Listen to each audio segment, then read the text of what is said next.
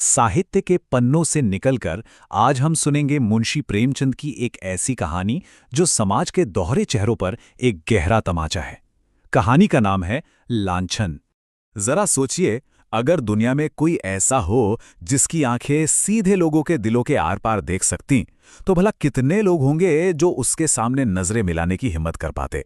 खैर, इसी महिला आश्रम में एक ऐसी ही शख्सियत थी जिसकी नजरों से बचना लगभग नामुमकिन था, और उसका नाम था जुगनूबाई। अब देखिए, देखने में तो वो एक सीधी सादी अनपढ़ गरीब सी बूढ़ी औरत थी। चेहरे पर हमेशा एक भोली सी मुस्कान रखती थी, लेकिन उसकी नजरें ठीक एक माहिर शिकारी की तरह थी जो सिर्फ और सिर्फ शिकार की कमजोरी ढूंढती हैं। जुगनू की आंखें भी बस बुराइयां ही खोजती थीं। तो चलिए शुरू करते हैं अध्याय 1, जुगनू का आतंक। उसकी चाल में ना बिल्लियों जैसी खामोशी थी। वो हमेशा दबे पांव चलती, लेकिन जैसे ही उसे शिकार की आहट मिलती, वो झपट्टा मारने को तैयार रहती। कहने को तो उसका काम महिलाओं की सेवा करना था, पर असल में महिलाएं उसका नाम सुनकर ही कांपने लगती थी। उसका खौफ कुछ ऐसा था कि जैसे ही वो कमरे में दाखिल होती, खिलखिलाती हुई हंसी भी एक गहरी खामोशी में डूब जाती थी। लेकिन मजे की बात तो ये थी कि औरतें उससे नफरत नहीं करती थीं, बल्कि बड़े चाव से उसे बुलाती थीं, उसका आदर सत्कार करती थीं। भाई, आखिर अपने पड़ोसियों की बुराई सुनने का जो मजा था वो कहीं और कहाँ मिलता, और जुगनू के पास तो इस मसाले का पूरा खजाना था। अध्याय 2, नई चुनौती। अब जुगनू के इस साम्राज्य में एक ऐसी ताकत की एंट्री होती है जो इस पूरी की पूरी व्यवस्था को जड़ से हिला देने वाली थी। शहर के गर्ल्स हाई स्कूल में नई हेडमिस्ट्रेस बनकर आई थीं मिस खुर्शीद। लंदन से पढ़ी हुई, गाने और एक्टिंग में माहिर, गुलाबी चेहरा, नशीली आंखें और नए जमाने के कटे हुए बाल। आप यूं समझिए कि वो आधुनिकता की एक चलती फिरती मिसाल थीं। तो आश्रम के प्रधान मिसेस टंडन ने मिस खुर्शीद को चिताया, उस जुगनू से बचकर रहना। ये सुनकर मिस खुर्शीद ने बड़ी गंभीरता से पूछा, तो फिर आप उसे निकाल क्यों नहीं देती? और जब मिसेस टंडन ने अपनी मजबूरी बताई तो मिस खुर्शीद ने एक ठंडी सांस भरी और कहा, अच्छा, मैं इसे ठीक करूंगी। अगर इसे न निकाल दूं तो कहना। उधर मिसेस टंडन ने जुगनू को भी चेताया, देखना जुगनू, ये नई मिस तुम्हें कच्चा चबा जाएगी। ये सुनना था कि जुगनू ने मानो तलवार ही खींच ली हो। बोली, मुझे मत चिताइए, उन्हें चिताइएगा। अगर उनका यहां आना जाना बंद न करा दूं तो मेरा नाम भी जुगनू नहीं। अध्याय 3, जाल। और बस यहीं से शुरू होती है चूहे और बिल्ली की वो खतरनाक बाजी। एक ऐसा जाल जो बड़ी ही खामोशी और होशियारी से बुना जा रहा था। अगले ही दिन जुगनू एक जासूस की तरह मिस खुर्शीद के बंगले पहुंच गई।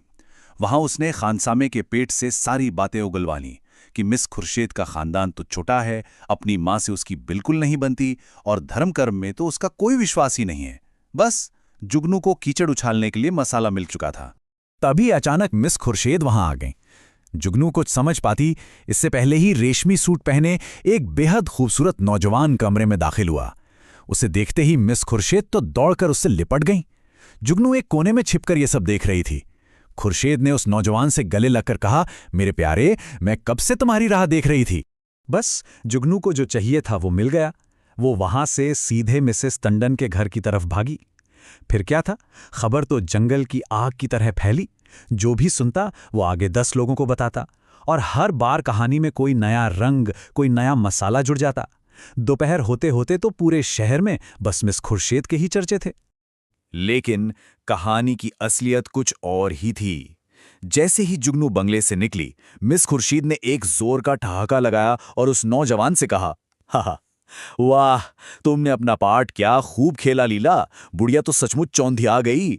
वो नौजवान कोई और नहीं बल्कि मिस खुर्शीद की दोस्त डॉक्टर लीलावती थी, जो मर्दों के भेस में थी। पर जुगनू को भला चैन कहाँ था। वो उसी रात 9 बजे एक किताब का बहाना बनाकर फिर बंगले पर आधम की। मिस खुर्शीद भी पूरी तरह तैयार थीं। वो रेशमी साड़ी पहने बाहर आईं। तभी विलियम किंग नशे में धुत लड़खड़ाता हुआ अंदर आया और चिल्लाया, ये बुढ़िया कौन है? शैतान की नानी, मैं तेरा गला घोट दूंगा। जुगनू की तो सिट्टी पिट्टी गुम हो गई। वो बिल्ली की तरह कमरे से निकली और सिर पर पांव रखकर वहां से भागी। अगर आपको ऐसी ही गहरी और दिल को छू लेने वाली कहानियां पसंद हैं तो साहित्य सारथी चैनल को अभी सब्सक्राइब करें, क्योंकि आपका एक सब्सक्राइब हमें हर रोज और बेहतर कहानियां लाने की हिम्मत देता है। कमेंट में ज़रूर बताएं कि आप किस शहर या गांव से हैं और क्या करते हैं। हो सकता है आपका कमेंट अगली कहानी में शामिल हो। और हाँ, लाइक और शेयर करना मत भूलिएगा। अध्याय 4, पर्दाफाश। अब वो समय आ गया था जब सारे राज से पर्दा उठने वाला था। अगली सुबह आश्रम में जुगनू की अदालत सजी हुई थी।